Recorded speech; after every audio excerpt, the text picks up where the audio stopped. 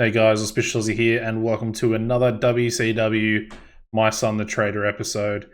Um, as far as today's episode goes, I haven't sort of pre-booked anything in my mind and sort of jotted it down on notes, purely for the fact that I think I want to alter some storylines. We're going to change a few. We're going to potentially create a few new ones as well. So first things first, before we do any of that, I want to talk about contract situation now. As you can see, as it is a new month now, we're into July. There are a few contracts that are ending for us, number one, and a few contracts that are ending for certain WWF wrestlers as well. I was looking over them very briefly. The only ones that I would even really consider at the moment is Taka Michinoku. Obvious reasons. Very young, very, very talented. Albeit has very low star quality, which might be a bit of a problem. So he's one of them. I would like to get him in realistically. We've got Buff Bagwell's contract that's running out for us as well. I will probably negotiate with Buff. And then Kaz Hayashi is the other one for us that I obviously want to try and retain his services as well. Very sort of similar to Michinoku as well. Potentially a sort of Japanese stable there that we could maybe use in the future. Also worth mentioning, Great American Bash rose in importance. I think I forgot to mention that in the last episode. It's now rated an above average event in terms of its importance there. So impressive stuff. We've managed to get that up straight away, albeit I'm assuming that in the actual database, it's very close to potentially rising in size. Albeit we had a great pay-per-view. So, yeah. Anyway, first things first, let's do some contracts real quick. We'll give Buff a new exclusive written contract. We'll give him 3 years. Because I'm not... Actually, we might even try and chop that down to 2. I'm not 100% sold on Buff. He hasn't looked sort of the greatest, if that makes sense. He wants 28,670. So we'll give him that. Hopefully WWF don't come in. He is going to want that 30% of merchandise, which is a little frustrating. But no pay-per-view bonus on him, which is good. And then the other one, Kaz Hayashi. I do like Kaz. I think we'll give him, instead of a 10-year contract, we'll give him like 7 years. We'll go 6. 6 years. Again, it's a little bit more realistic, which is, it is something that you guys wanted to see. He's going to want 12,500, which is actually a lot of money. Albeit, it's going to lock him down for quite some time. So I'm pretty happy to do that. Looking at everyone else, I don't think... I mean, we could maybe go in for Chaz here, who's one half of... the Headbangers. He's also actually tag team partners with D'Lo Brown as Low Down, sorry. Former WCW tag team apparently. So, I mean, that would require us, you know, to actually sign D'Lo as well. He's a tag team specialist though, and I think D'Lo is available. If I remember correctly, I think he was available.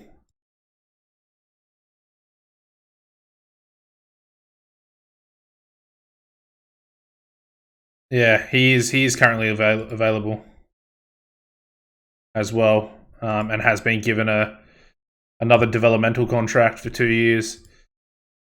We could do it. We could sign both of them. I mean, we could have them come in as a face tag team, to be fair.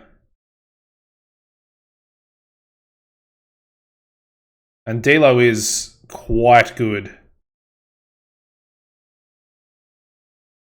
You know what? I think we're going to do it. We're going to offer D'Lo a 10-year contract because he's very good. So he wants, obviously, the standard $15,000 per month. And then I think we will actually go with Chaz here. I don't like the name Chaz though.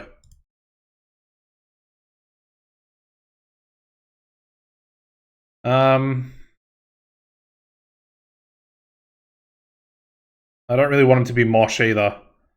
We'll probably go with whatever his real name is. I'll have to double check and see what his real name actually is.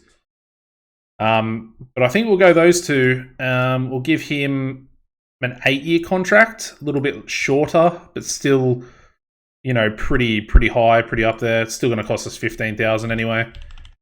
Because they'll essentially be the same age when their contracts are sort of up, if that makes sense. They'll both be 38, albeit Chaz, his contract will expire 2 years earlier. So that'll work out. WWF probably going to come back in and go for another offer with them anyway. I mean, Essa Rios, Mr. Aguila, that was the other one I was sort of thinking about.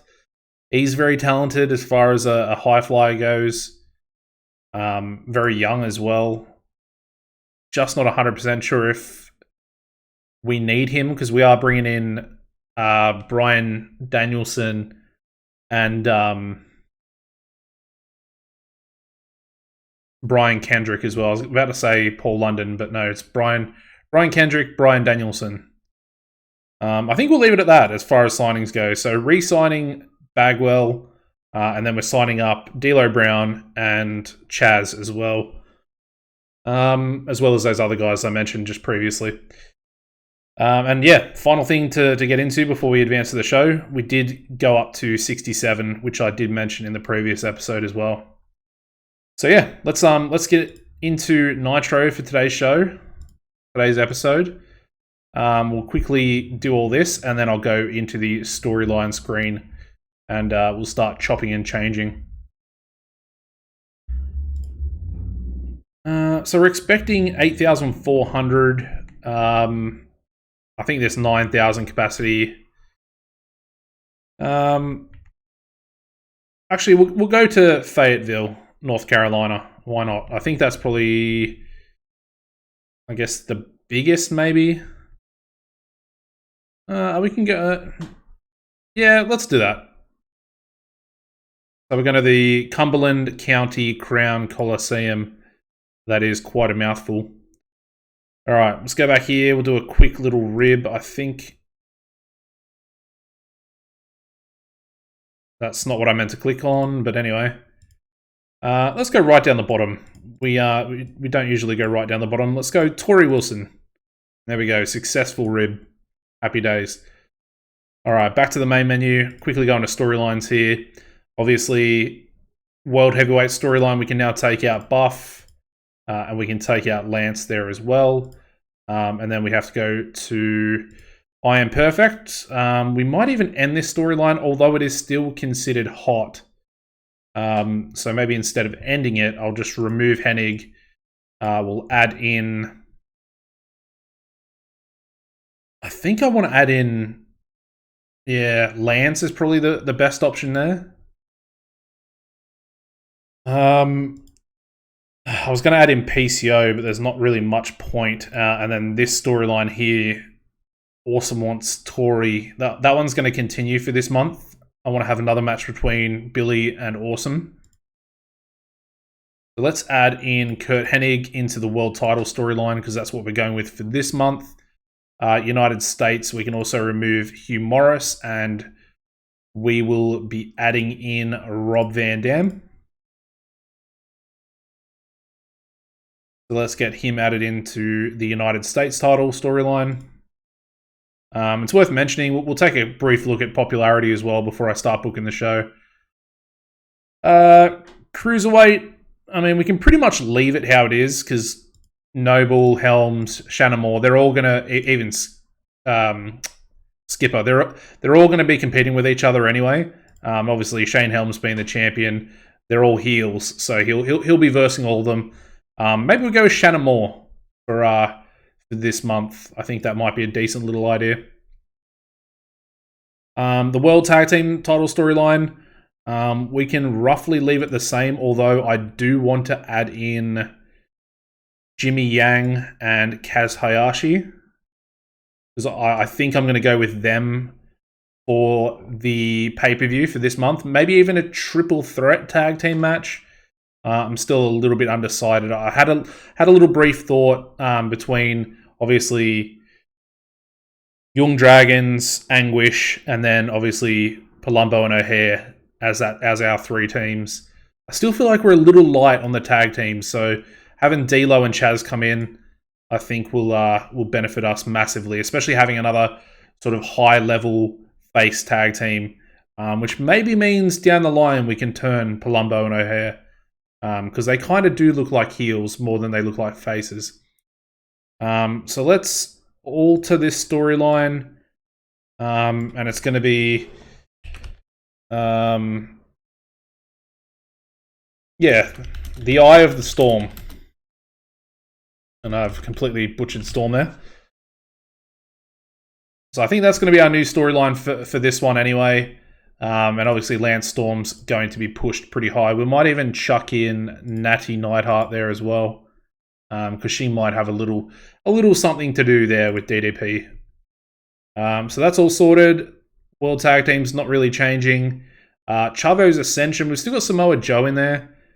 I do need an opponent for Chavo. We don't really have too many faces that are going to be able to sort of come in and really sort of do anything with him. I guess the only other option is maybe Hugh Morris, but then again, do I want Hugh Morris losing? He did actually increase in popularity. He was 45 when we started, so maybe we go with Hugh Morris. I mean, he's essentially the only other face with any sort of real popularity, unless we go with Johnny the Bull, albeit, you know, Johnny has lower popularity than Chavo anyway.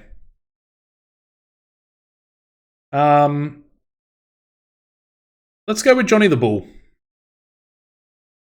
We're going to go with Johnny the Bull for this month, and then I think Hugh Morris will be his next competitor as we go forward into August. So I think that'll work out. I might even give Hugh Morris a couple of wins over some heels, just on TV, just short little 6-minute matches, just to try and get momentum up for him, in the hopes that he will take on Chavo going forward next month.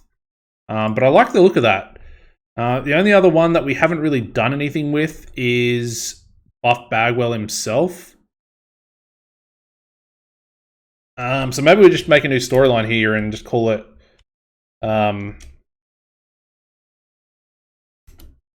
Buff's Redemption, maybe? Purely for the fact that he... Actually, in saying that, maybe we use Hugh Morris in this storyline. We'll give him a few wins and then actually have him take on Buff at the pay-per-view. Because Buff's got about 61 popularity, I think, at the moment. But that's 8 storylines. That's decent. That's not too bad. I'm pretty happy with that. Again, 8 storylines is maybe a little bit too much. At least for a 2-hour Nitro. One thing I do want to do is we're going to have a main event of Booker T taking on Chavo Guerrero. We'll give this one 16 minutes, I think, in our main event. Obviously a non-title match. Booker T's going to get the victory. But realistically, this should be a really good match. Even as a non-title. And I think we'll have Kurt Hennig and Booker post-match. Again, another war of words between the two competitors for the world title. And then what I want to do prior to it is actually have Booker cutting an angle onto Chavo. And I guess... No, that's fine. I suppose we can go both entertainment, see how it goes. I mean, it can't do too poorly. What we might even do is chuck in Johnny the Bull off camera, so you can get a little bit of success and a little bit of a rub sort of thing, coming off that angle anyway. not really a rub, but at least the storyline will advance, and the storyline will at least be at a high level, sort of going into their matches and stuff like that. Anyway, that's all sweet. I think we'll have Anguish taking on Young Dragons again. I know they've versed each other already, but we'll go hopefully an 8-minute match.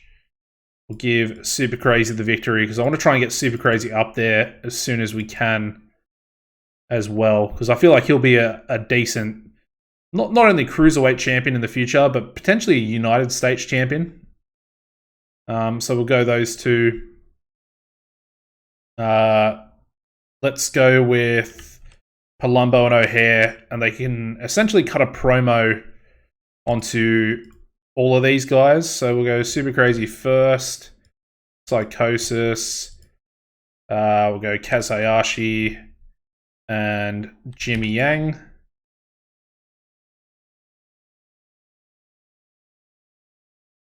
And that'll give everyone a little bit of success and sort of kick off the triple threat storyline that I would like to have running prior to their match.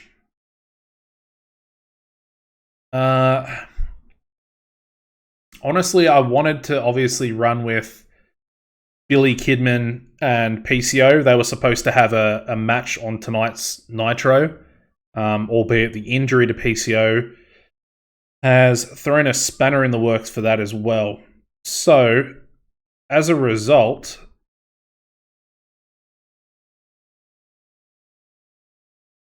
do we maybe have Tori Wilson versus Natty Neidhart?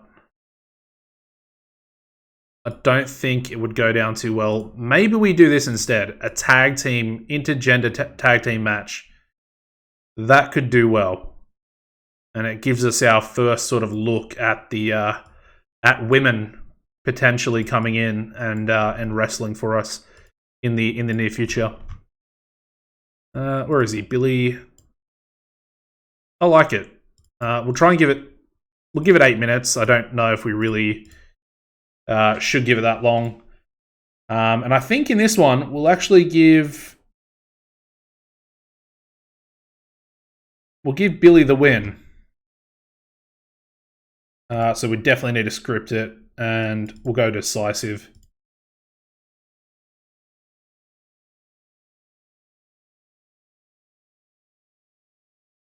Yeah, it works.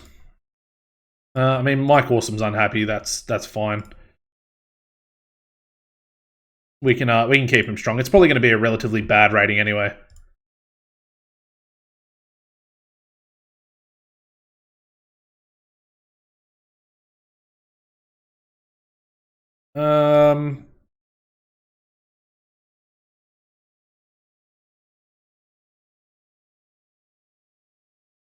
And then I think after the match, we're just going to have a pretty much just a beatdown, really.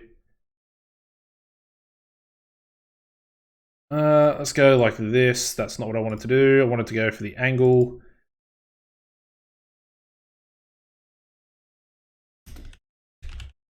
The Mike Awesome destroys Billy Kidman post-match. And then we have Tori Wilson pleads with Awesome to stop.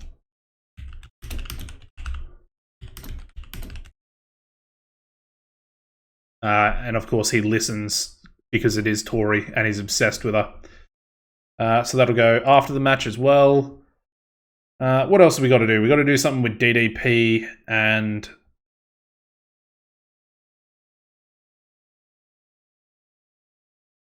Lance Storm. And of course, there were a lot of suggestions about bringing in Cyrus. I believe that's what he's called in this database, being Don Callis in real life. As a manager for Lance Storm, perfect talker, and obviously Canadian as well, so it fits that whole narrative. Let's do something with Chavo, maybe an angle where you can actually cut a promo on Johnny the Bull, getting Johnny the Bull on camera as well. Sort of like a backstage segment between the two. Kind of like that. I think Johnny's actually alright at entertainment as well.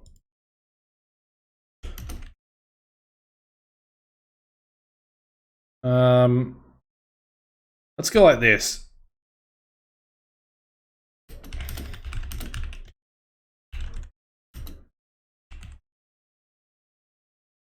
So yeah, Chavo is going to be interviewed backstage.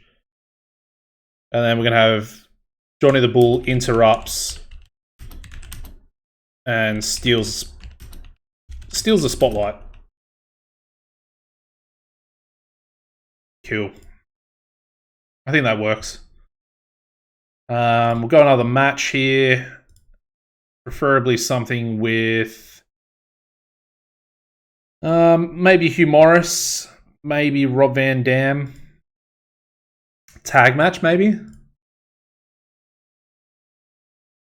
Yeah, let's do this. So Hugh Morris and Rob Van Dam can team up together to take on the team of the Jablonski boys. Sure, why not? Give that 6 minutes. RVD can get the win there.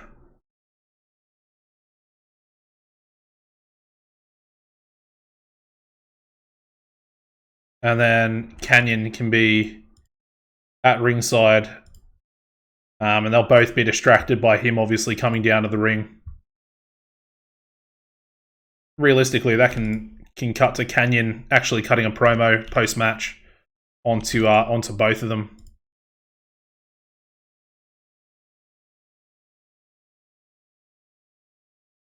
Albeit, at the pay-per-view, it is going to be a singles match between Rob and Canyon. I like that. We might even give Rob a promo, albeit I don't want to go too crazy as far as that stuff goes. So I want to try and get everyone on the card. So that one's been sorted, that one's been sorted, that one's been sorted. This one has not been sorted yet. And then the world title has been sorted. So we're pretty much at Cruiserweight, Buffs Redemption,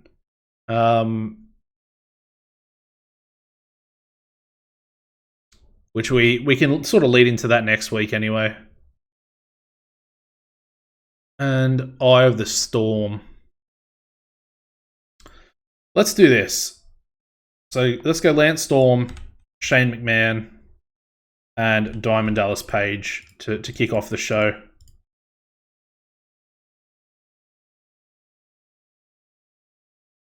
I was gonna do Lance Storm storms. Unless he runs into Shane McMahon's office.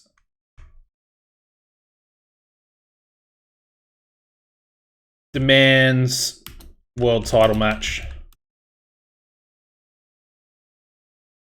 And then we'll have DDP coming in as well.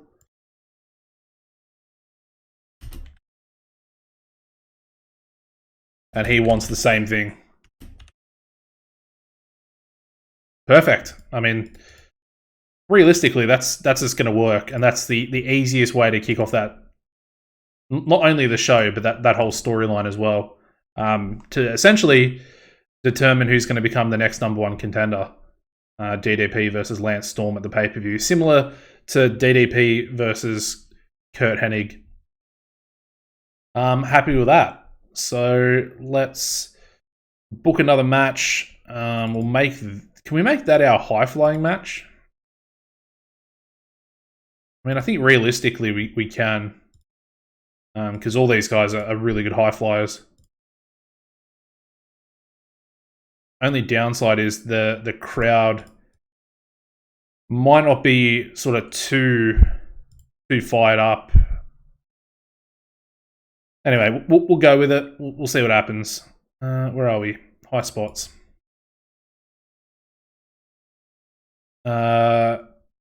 This one can be our storytelling. That's fine. And our wild brawl.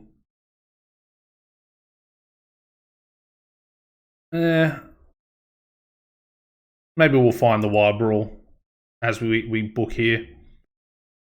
Let's go with a 6-man tag. Who have we got left? We have DDP. Let's go DDP, Shane Helms, and maybe Johnny the Bull. getting him a win, and they can take on the heel team of Mike Sanders and maybe 3 Count.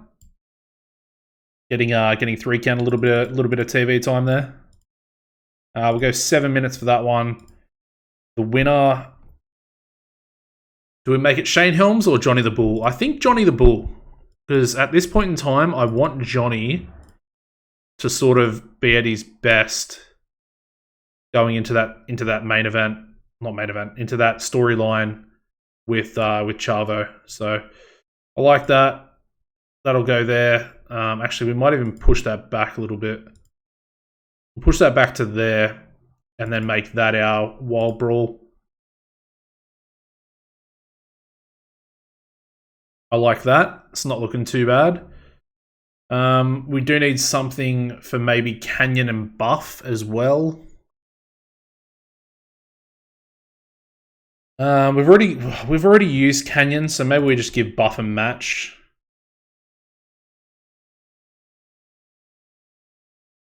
Kevin Steen, Samoa Joe, maybe. Yeah, we'll go Samoa Joe taking on Buff Bagwell.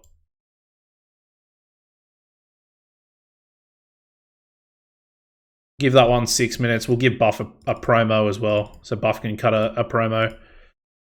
Onto, I can't even remember who's he. Hugh Morris. So he can cut a promo. Maybe not on Hugh Morris yet. We haven't really sort of laid the groundwork yet. But we'll just give Buff just a promo by himself. And that one can go after his match, I think. We still need more angles, so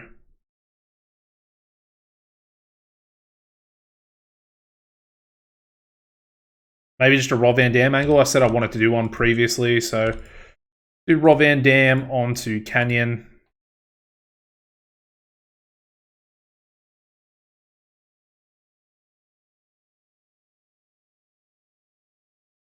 And we'll have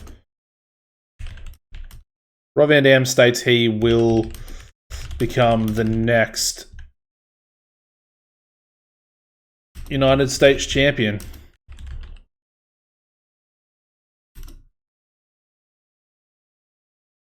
Cool. That one's done.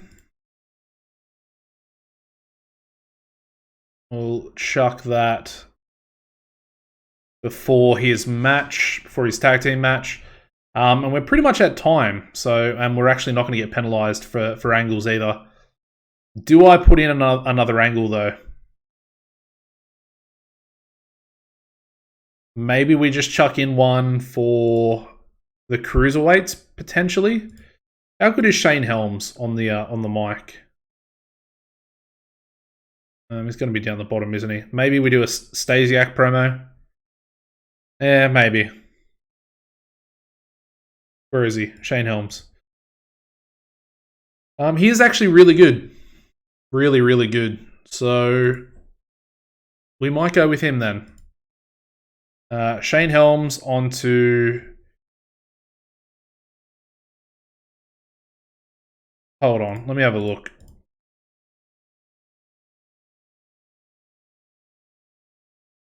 Maybe we go Mike Sanders for this month. So let me add in Mike Sanders.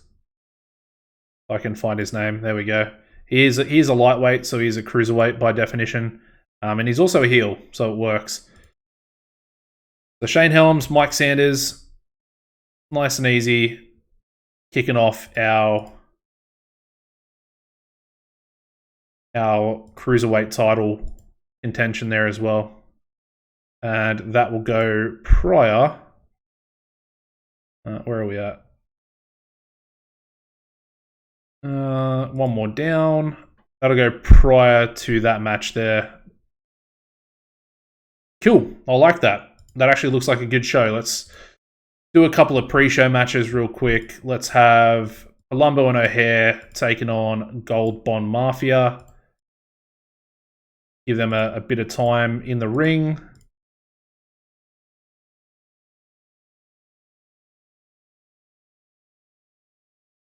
Yeah, non-title match, obviously. And then we'll just go another quick tag team match here. Let's go with Lance Storm and maybe Jindrak. And they can take on AJ Styles and Jason Jett.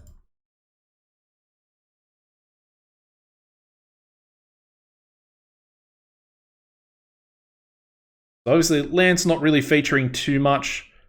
Maybe we have him do an interference as well on DDP. That's actually not a bad way to further that feud along, apart from just having that sort of office kick off the show with segment with Shane McMahon and DDP. That needed to be pre-show. Cool. That'll probably be a better rated match, I think. So let's do that quickly. DDP match. Let's have an interference by Lance onto DDP. Cool. I like it. Let's run the show. All right, so we kick things off with a 52 rated pre-show tag match where we have our current champions Palumbo and O'Haire, and they defeat Gold Bond Mafia in 11:43 when Chuck pinned Colt Cabana with a super kick. And our second pre-show match getting a 59 rating. We have Lance Storm and Mark Jindrak defeating AJ Styles and Jason Jett in 11:43 when Lance Storm submitted AJ with a single leg Boston Crab. All right. That's a very good rating to kick off Nitro. We get an 85 rated angle where we have Lance Storm storming in to Shane McMahon's office, and he demands a world title match at the next pay-per-view. Of course, Shane McMahon disagrees, and then we have DDP enter Shane's office, and he says that he wants the same. He says he knows he lost the match against Curt Hennig, but he feels like he is main event quality and he could very easily become the next world champion. Shane says no and basically says, at the pay-per-view, neither of you will be going for the world title, and instead, you'll both be facing each other in a singles match to determine who the next number one contender will be. It's a really good angle. Lance was a little bit underwhelming, he was very underwhelming. Shane was a real star, improvising well without a script, so was Diamond Dallas Page. Apparently, Natty Neidhart actually helped Storm during the segment, so that's all right. We then kick the show off with a singles match, getting us a 57 rating where we have Buff Bagwell defeating Samoa Joe in 6:30 by pinfall with a blockbuster. Buff off his game and still with that poor form as well. But just a win. Just a win there for Buff. And we go into a 67 rated promo here from Buff as well, just saying that he's going to get back to his best. You know, he's on his redemption tour. And of course, that is the name of his storyline as well. And he did improvise well without a script. We then go into another single person promo, this one from Rob Van Dam, getting us a 68 rating. So that's actually a better rating than Buff Bagwell got. And we have RVD here, and he's stating that he'll become the next United States champion when he beats Kanyon at the pay-per-view. Going to a tag match next, getting a 57 rating, where we got Rob Van Dam and Hugh Morris, and they defeat the Jablonski boys in 5:59 when Rob Van Dam pinned Chet Jablonski with a frog splash. And then during the match, we also had Kanyon distract both RVD and also Morris when his music hit and he came down to the ring. Rob Van Dam with a 70 in-ring performance there. Very, very impressive. And then we finished that match off with a storyline where we have Kanyon cutting a promo on both RVD and Hugh Morris, basically stating that he beat Morris and he's essentially going to do the same thing and retain his United States title against Rob Van Dam at the pay-per-view. It's a good promo as well. We then go into our Cruiserweight segment, which is a Shane Helms promo, getting us a 54 rating there, where we have Shane Helms cutting a promo onto his next competitor, which is going to be Mike Sanders. And we get a 51 rated 6-man tag match here where we have Diamond Dallas Page, Shane Helms, and Johnny the Bull defeating Mike Sanders and 3 count in 7:24 when Johnny the Bull pinned Mike Sanders with a diving leg drop. During the match, we also had Lance Storm run in and attack DDP. As you can imagine, DDP head and shoulders above everybody else in the match.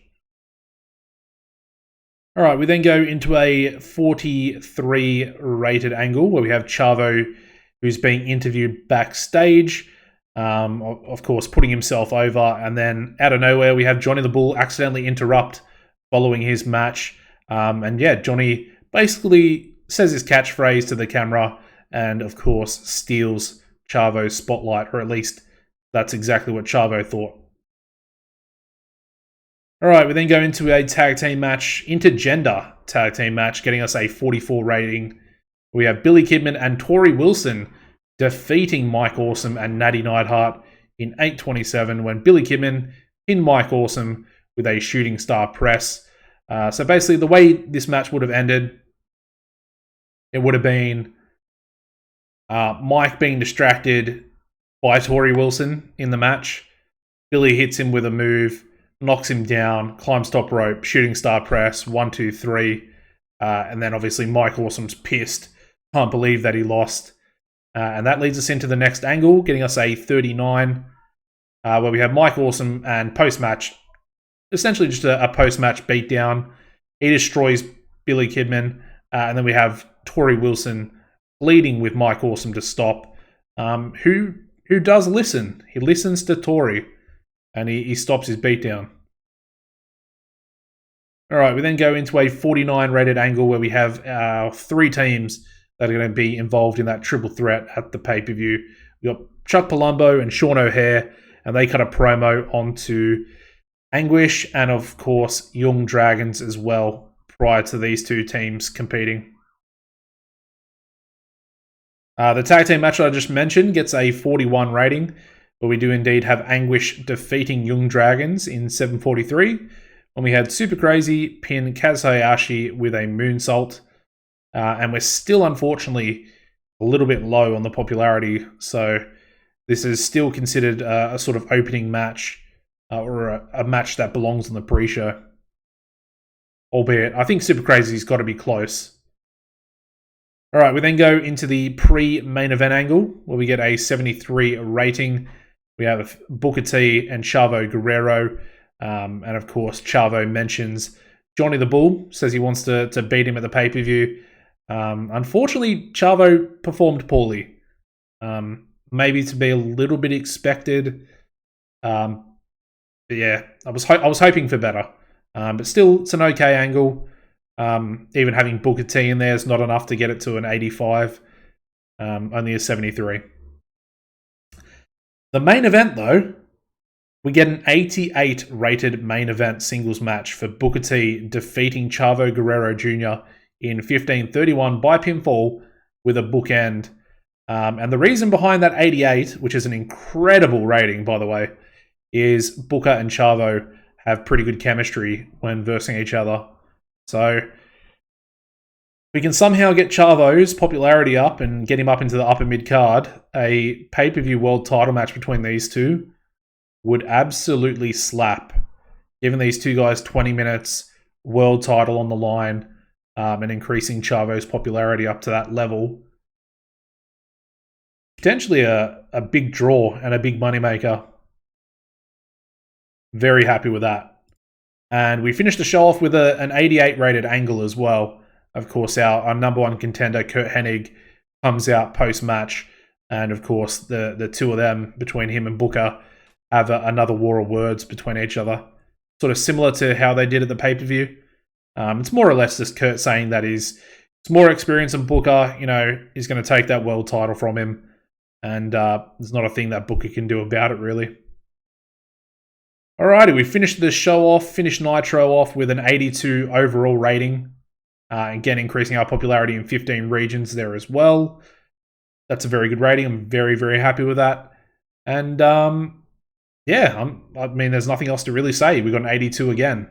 I feel like that's a a pretty sort of consistent rating that we're sort of getting on most of these shows, which at the end of the day is just going to increase the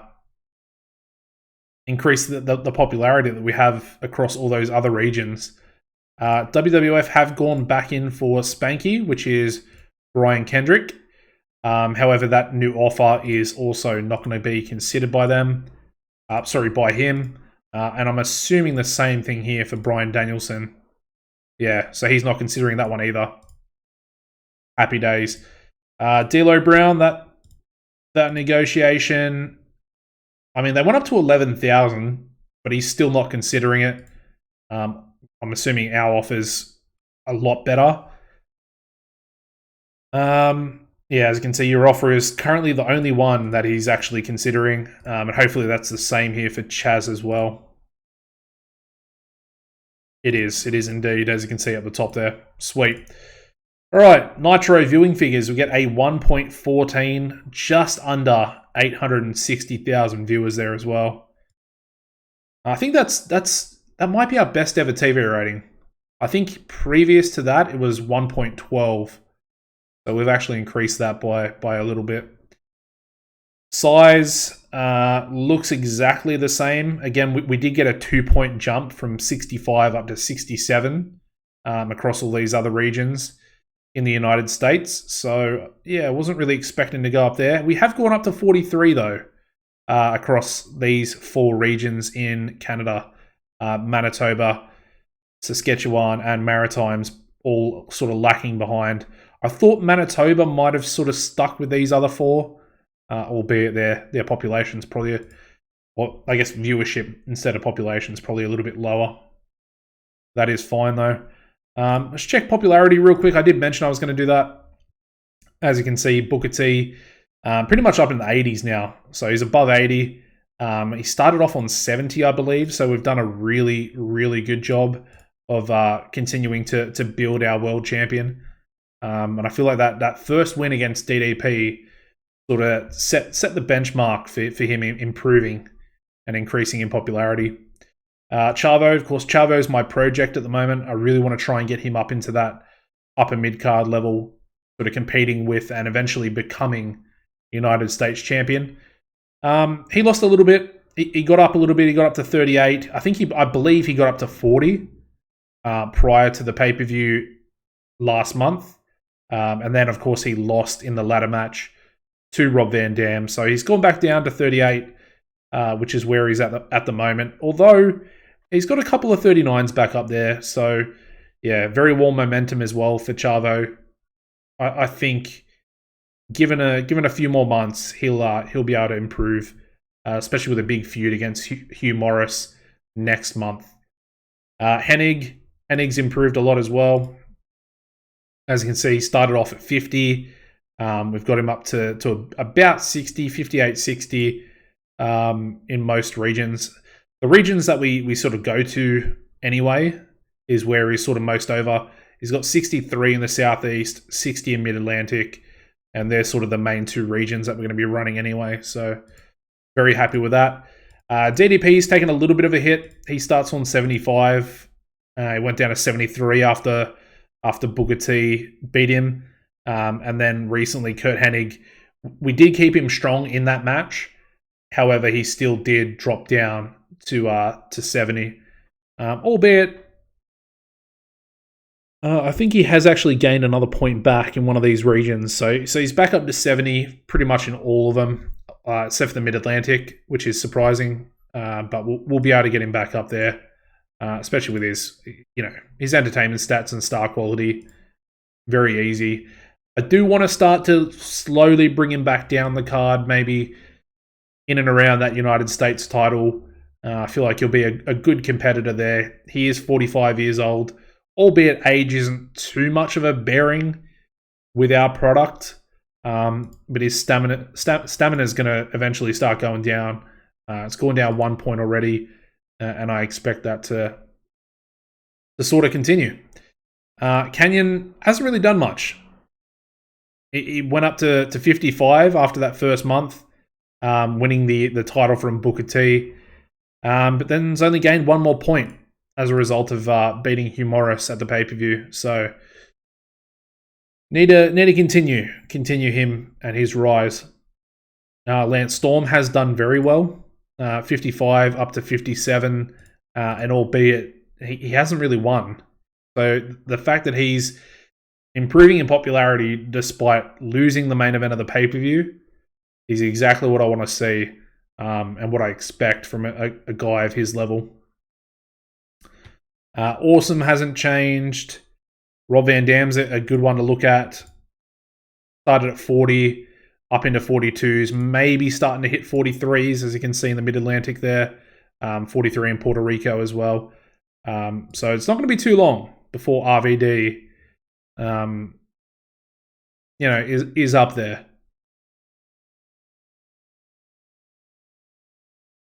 I think that's pretty much it. I might be missing someone here and there, but yeah, I mean, Shane Helms has gone up 1 point.